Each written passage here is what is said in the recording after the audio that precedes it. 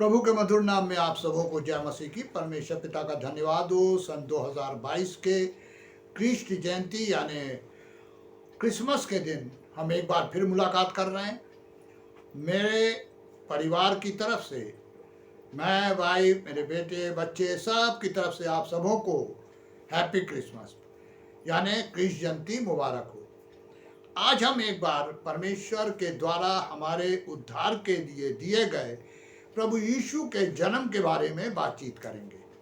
और बाइबल ये बताती है कि यीशु मसीह का जन्म हमारे लिए हुआ, क्योंकि बाइबल कहती है तुमको एक चिन्ह दिया गया, एक कुंवारी गर्भवती होगी, पुत्र जनेगी, उसका नाम यीशु रखना।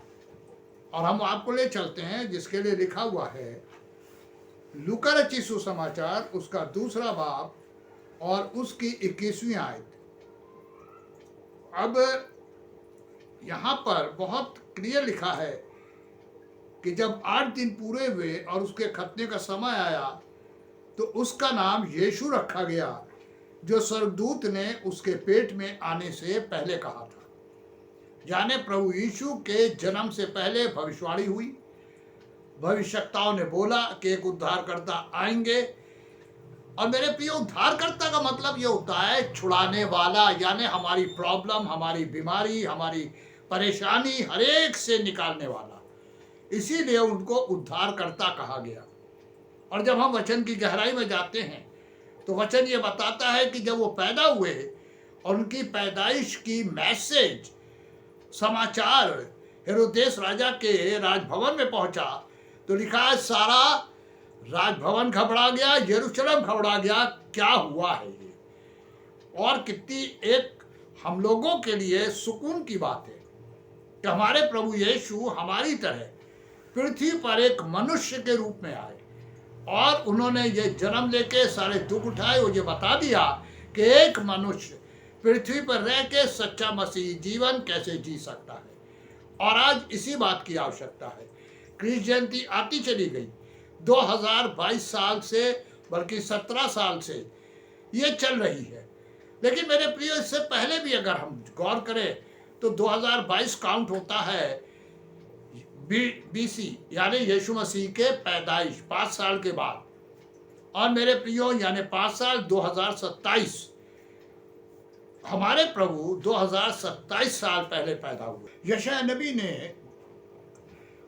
कई साल पहले, नियर अबाउट करीब 600 ईयर्स, 600 साल पहले भविष्यवाणी की थी। इसके बारे में अलग अलग लोगों की अपनी कह सकते हैं रिसर्च है, लेकिन हमें उससे मतलब नहीं। हम चलते हैं यशायाह 9वें बाब में। वहाँ लिखा उसकी 6ठी आयत में वचन ये बताता है, क्योंकि हमारे लिए एक बालक उत्पन्न हुआ। बालक उत्पन्न हुआ, मेरे प्रियो, पैदा हुआ ऐसा नहीं लिखा है, उत्पन्न हुआ। उत्पन्न होने और पैदा होने में कुछ फर्क है। पैदा होता है जहाँ 2 अलग अलग लिंग के सेक्स के लोग मिलते हैं तब। लेकिन यहाँ लिखा उत्पन्न हुआ, जाने प्रभु यीशु ने एक स्त्री, परमेश्वर ने एक स्त्री को तो इस्तेमाल किया, उससे उत्पन्न हुआ, लेकिन पवित्र आत्मा के द्वारा। तो इसीलिए वचन बताता है कि यीशु मसीह का जन्म वचन था। और इसीलिए लिखा आदि में वचन था, वचन परमेश्वर के साथ था, वचन परमेश्वर था। और यूहन्ना की 12वीं आयत में लिखा है, 14वीं आयत में, यही देहधारी हुआ। अब यहाँ पे लिखा हुआ है हमारे लिए एक बालक उत्पन्न हुआ और हमें एक पुत्र दिया गया। पहले उत्पन्न हुआ, उत्पन्न होने के बाद हमें दिया गया। इसका मतलब ये गिफ्ट है परमेश्वर की, जो परमेश्वर ने हमारे मांगने के मुताबिक नहीं दिया। हमने मांगा नहीं था, किसी मनुष्य ने नहीं मांगा, परमेश्वर ने दिया। ये एक फ्री गिफ्ट। और तीसरी चीज क्या लिखी हुई है, और प्रभुता उसके कंधों पर होगी। प्रभुता का मतलब है हर चीज के ऊपर कंट्रोल। और यही चीज प्रभु यीशु ने आके पृथ्वी पर साबित करी। उन्होंने 5 रोटी से 5000 को खिलाया। शारीरिक भूख प्रभुता में आ गई। वो आज्ञा देते थे, आंधी शांत हो जाती थी। इस तरीके से प्रभु यीशु ने पृथ्वी पर आके ये बता दिया कि सारी सृष्टि पर उनकी प्रभुता है। वो हर चीज के ऊपर प्रभु है, मीन्स उसके कंट्रोलर है, मालिक है, और वो सब चीज को चलाएंगे और चल रही है। तो यहां लिखा हुआ है प्रभुता उसके कंधों पे होगी। और क्या लिखा है? और उसका नाम अद्भुत युक्ति करने वाला पराक्रमी परमेश्वर। यशायाह ने भविष्यवाणी की थी कि अद्भुत युक्ति करने वाला पराक्रमी परमेश्वर, अद्भुत युक्ति करने वाला, वो युक्ति जो अद्भुत होगी, जो मनुष्य के द्वारा नहीं हो सकती। और पराक्रमी परमेश्वर यीशु मसीह जब तक पृथ्वी पर थे वो किसी से डरते नहीं थे, इज्जत करते थे पर डरते नहीं थे। पराक्रमी परमेश्वर, पराक्रम था उनमें, नुकसान करने के लिए नहीं, लोगों की भलाई करने के लिए। और यशायाह ने एक और भविष्यवाणी की और लिखा हुआ है अनंत काल का पिता और शांति का राजकुमार रखा जाएगा। अब यहाँ पे 2 डिग्री और हैं। अनंत काल का पिता, मेरे प्रियो, पिता का मतलब क्या होता है? पिता का मतलब है वो जिसके द्वारा हम पैदा हुए। यीशु मसीह ने क्या बोला जब पृथ्वी पर थे? जितनों ने मुझे स्वीकार किया। तो हम स्वीकार करने के बाद प्रभु यीशु के पुत्र बन गए, क्योंकि वो परमेश्वर के पुत्र थे। तो हमारा रिलेशन डायरेक्टली परमेश्वर से हो गया। और यहाँ यही तो लिखा हुआ है कि वो क्या लिखा हुआ है कि उसको अनंत शांति, उसके राज्य का कभी अंत नहीं होगा और प्रभुता उसकी सर्वदा बढ़ती रहेगी। और मेरे प्रियो, ना सिर्फ वो शांति का राजकुमार रखे गए पर उनकी प्रभुता बढ़ती चली गई। अब अगर इसको हम गौर से सोचें तो जब यीशु मसीह ने बुलाया तो 11 चेले, पौलुस अपने को 12 कहते हैं, उन 12 चेलों ने इस सारे संसार में धूम मचाई। और आज प्रभु के एक दास, एक चेले थोमा के द्वारा हिंदुस्तान में मसीहत आई और आज 141 देशों में मेजॉरिटी मसीहों की पाई जाती है। और उसके पीछे कारण भी है, लिखा है कि उसका हमेशा बढ़ता चला जाएगा राज्य। मेरे प्रियो, शांति का राजकुमार यीशु मसीह हमको शांति देने आए थे। बाइबल में उन्होंने क्या कहा? यूहन्ना 14:27 में, मैं तुम्हें अपनी शांति दिए जाता हूं, जैसे संसार देता वैसी नहीं, मैं तुम्हें अपनी शांति।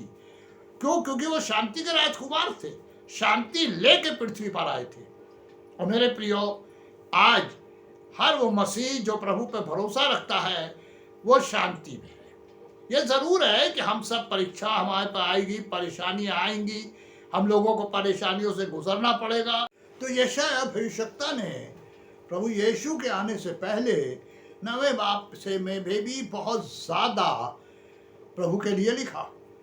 अब मेरे प्रियो, हमारे प्रभु का आना एकदम क्लियर था, शांति का राजकुमार, क्योंकि वो शांति लेके आए थे।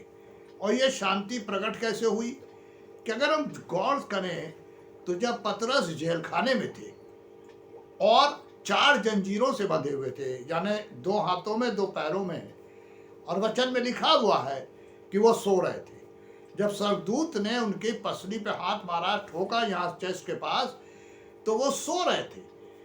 शांति थी उनके अंदर, इसीलिए वो सो रहे थे। ये परमेश्वर का दिया हुआ वायदा है कि जो प्रभु यीशु को अपने अंदर रखते हैं, वचन कहता है वो शांति के राजकुमार है, वो शांति देते हैं। मेरे प्रियो, आज जबकि चारों ओर हर तरह का हाहाकार है, फिर कोरोना आ रहा है, चाइना में मर रहे हैं लोग, क्या क्या हो रहा है, अब रोज न्यूज़ में बहुत सी अजीब बातें हैं, लेकिन जो हमारा अपना भरोसा विश्वास है हम मसीहों का, वो ये है कि प्रभु यीशु हमें वो शांति देते हैं जो संसार दे नहीं सकता। क्योंकि मनुष्य टीवी के अंदर शांति ढूंढ रहा है, मोबाइल में शांति ढूंढ रहा है, इधर उधर शांति ढूंढ रहा है, तरह तरह से अपने को बिजी रख रहा है, उसके बावजूद दवाई लेके सो रहा है, नींद ही नहीं आती, क्योंकि शांति नहीं है इसलिए नींद नहीं आती। और बाइबल ये कहती है कि परमेश्वर अपने लोगों को नींद यूं ही प्रदान कर देते हैं। तो वो बाइबल के द्वारा हम जिस चीज़ को अच्छी तरीके से महसूस कर सकते हैं वो ये है कि परमेश्वर ने अपने वचन में हमें वो सारी बातें दी जो हमारे लिए आवश्यक हैं। अब प्रभु यीशु जब ज़मीन पे आए तो वचन ये बताता है कि उनके कोड़े खाने से हम चंगे हुए। प्रभु यीशु ने कभी किसी को सताया नहीं, वो हमेशा मनुष्यों की भलाई करते थे और प्रेम बांटते थे। उन्होंने कभी किसी की बुराई नहीं की। और आज जो प्रभु के सच्चे भक्त हैं वो किसी की बुराई नहीं करते हैं, किसी को क्रिटिसाइज नहीं करते, किसी के प्रति बैर भाव नहीं रखते। वो बस एक ही बात याद रखते हैं कि उन्हें परमेश्वर ने बुलाया है उस शांति के प्रचार के लिए जो प्रभु यीशु बोल के गए कि वो शांति के राजकुमार हैं। और आज इसकी बहुत ज़्यादा आवश्यकता है क्योंकि हम तरह तरह की प्रॉब्लम, बीमारी सबसे जूझ रहे हैं। कोई देश ऐसा नहीं है जहाँ परेशानियाँ नहीं हैं। यशायाह भविष्यवक्ता बहुत सी बातों को लिखते चले गए और भी बहुत से भविष्यवक्ताओं ने प्रभु यीशु के आने के बारे में लिखा। मेरे प्रियो, आज हम जिस प्रभु की क्रिस्ट जयंती मनाएंगे कल, और जिस प्रभु यीशु को की हम आराधना करेंगे, सबको हम हैप्पी क्रिसमस बोलते हैं। कितनी बड़ी बात है। क्या वो हमारी लाइफ में बाहर दिखाई पड़ रहे हैं लोगों को? वो आए, उन्होंने प्रचार किया, फिर उन्होंने चेलों को भेजा, चेलों ने प्रचार किया, आज हम मसीही हैं। लेकिन आज हमारी लाइफ कैसी है? हमने कभी सोचा कि ये क्रिसमस आते जा रहे हैं, जाते जा रहे हैं, लेकिन हमने जीवन में प्रभु यीशु को किस रूप में स्वीकार किया है? क्या हम दूसरों की बुराई करने में लगे पड़े हैं, दूसरों की कमियां निकालने में लगे पड़े हैं? मेरे प्रियो, हमेशा हमें अपने को देखना है।